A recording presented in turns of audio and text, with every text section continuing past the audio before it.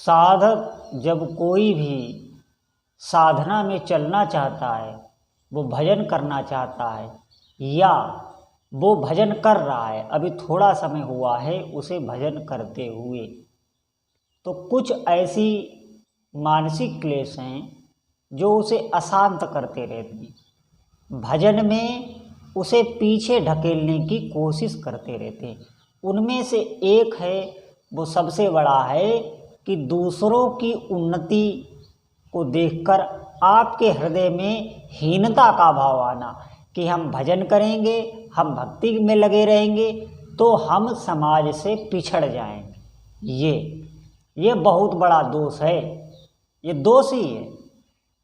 कुछ नहीं होगा, आप बिल्कुल नहीं पिछड़ेंगे।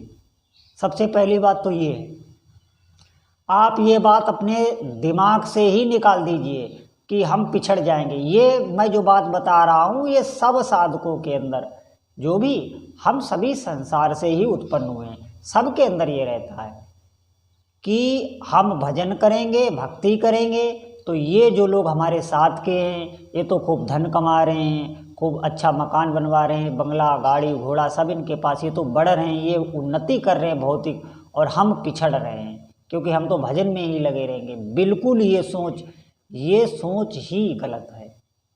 सच मानिए, अगर ऐसा सोच आ रही है तो ये दोष है और इसे आप स्वीकार कर लें। आप भजन में लगिए। देखिए, आप देखना कुछ ही दिनों में आपके ऐसे मार्ग खुल जाएंगे, ऐसे आपके आगे अवसर आने लगेंगे, आप खुद आश्चर्यचकित हो जाएंगे। और जिन लोगों को देखकर आपको जो अंदर हीनता आ रही है, आप देखना वही लोग आपके पास आएंगे, वही लोग आपका अनुसरण करेंगे। ये सत्य मार्ग है, ये कोई भगवान मार्ग है, ये सत्य मार्ग है, ये सबसे ऊंचाई का मार्ग है। इसीलिए इसे कहते परम पद। छोटा मोटा कोई पद नहीं, यहाँ लौकिक पद नहीं। यहाँ संसार में जो पद हैं, कई अधिकारी के, कई मंत्री के, कुछ नाना प्रकार के पद हैं, अरे ये सब पद नहीं, इंद्र आदि ब्रह्मा आदि देवताओं के पद नहीं, परम पद कहा गया है। आप समझें इस बात को। कहाँ आपकी स्थिति पहुँचने वाली है, आप कहाँ का निशाना लगाए हैं, ध्यान रखो अपनी इस बात पर।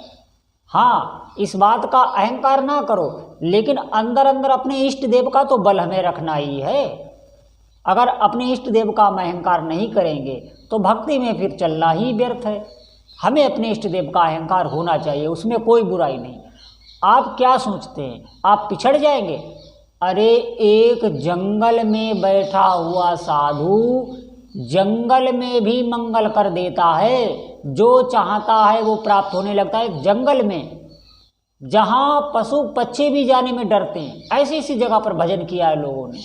वहाँ क्या है, वो तो संसार से बिल्कुल अलग है, कोई उनके पास आता जाता नहीं। वहाँ भी सब सिद्धियाँ, सब कुछ जो चाहो सो वहाँ मिल जाएगा, उन सिद्ध पुरुषों के पास आने लगता है। आप ध्यान रखना।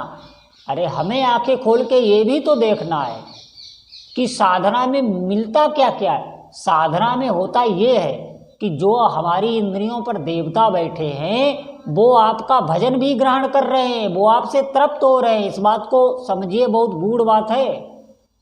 आप जो भजन कर रहे हैं, आपकी इंद्री पर हर एक देवता बैठा होता है, वो देवता आपका भजन ग्रहण करता है क्योंकि वो आपके साथ ही है, वो ग्रहण करता रहता है, वो आपसे स्वतः प्रसन्न है। आपको अलग अलग से सबको मनाने की जरूरत नहीं। आप नाम जप कीजिए, सब प्रसन्न होते जाएंगे। पितर लोक में पितरों को भी मिलता रहता है। जो भी आपसे जुड़े हैं, आपसे ये पूरी सृष्टि जुड़ी होती है, ये ध्यान रखना। कुछ ही दायरे में आप अपने को सीमित ना रखें, पूरी सृष्टि आपसे जुड़ी है, पूरी सृष्टि। सब तृप्त होने लगते हैं, सब प्रसन्न होने लगते हैं। अरे जब भगवान ही तृप्त होने लगते हैं, उनका जब कोई साधक प्रेम से नाम जप करता है, जब वही तृप्त होने लगते हैं, तब हम औरों की बात क्या करें।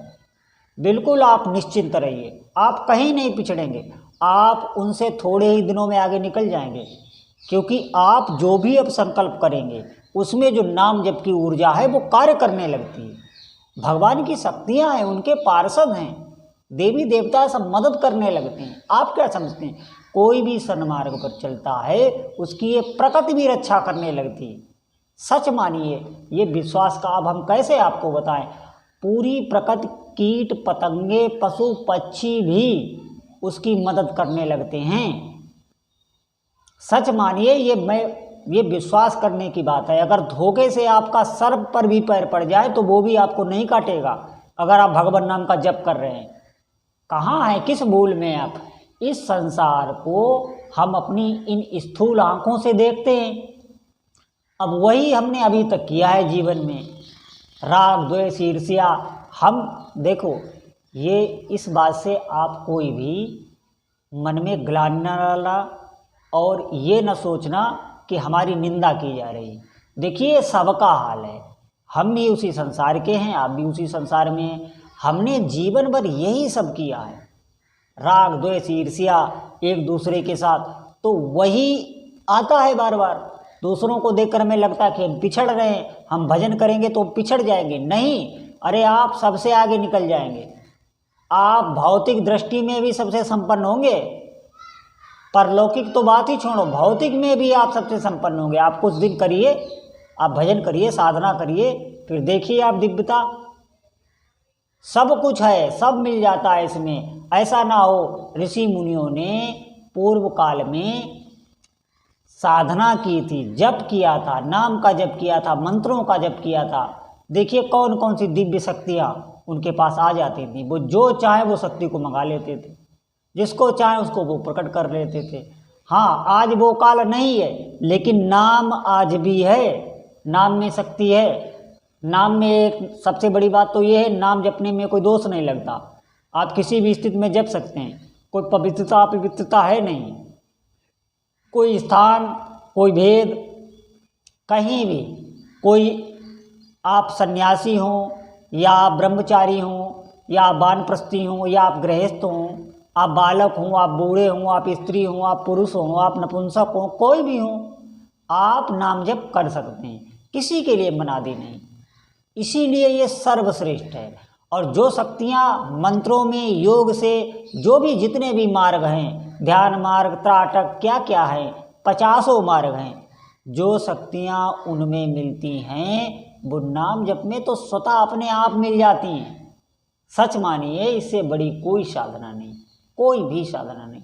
हमने देखा है कि बड़े बड़े हवन किए जाते हैं, बड़े बड़े यज्ञ किए जाते हैं, बड़े बड़े पाठ किए जाते हैं, तो भगवान नाम जब पहले भी कराया जाता है, बाद में भी कराया जाता है कि जो भी दोष बने वो भगवान नाम नष्ट कर देता है। आप ऐसे समझें, ऐसे ही आपके जीवन में जो भी दोष बनते रहेंगे उनको ये नष्ट करता रहेगा। हाँ, जानबूझ के आपको कोई भी पाप नहीं करना, जानबूझ के कोई पाप नहीं करना। आपको अगर आपकी आदत बस, मजबूरी बस, आप नहीं चाह रहे तो भी हो रहा है, फिर आपको चिंता नहीं करनी।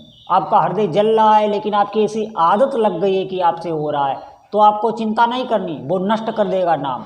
लेकिन आपको जानबूझकर कोई पाप नहीं करना है, इस बात पर ध्यान रखना आप।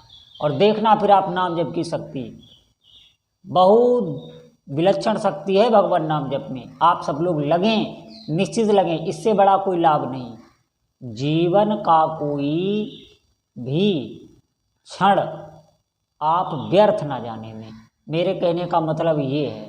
आप चलते फिरते, उठते बैठते, कार्य करते हुए नाम जपें।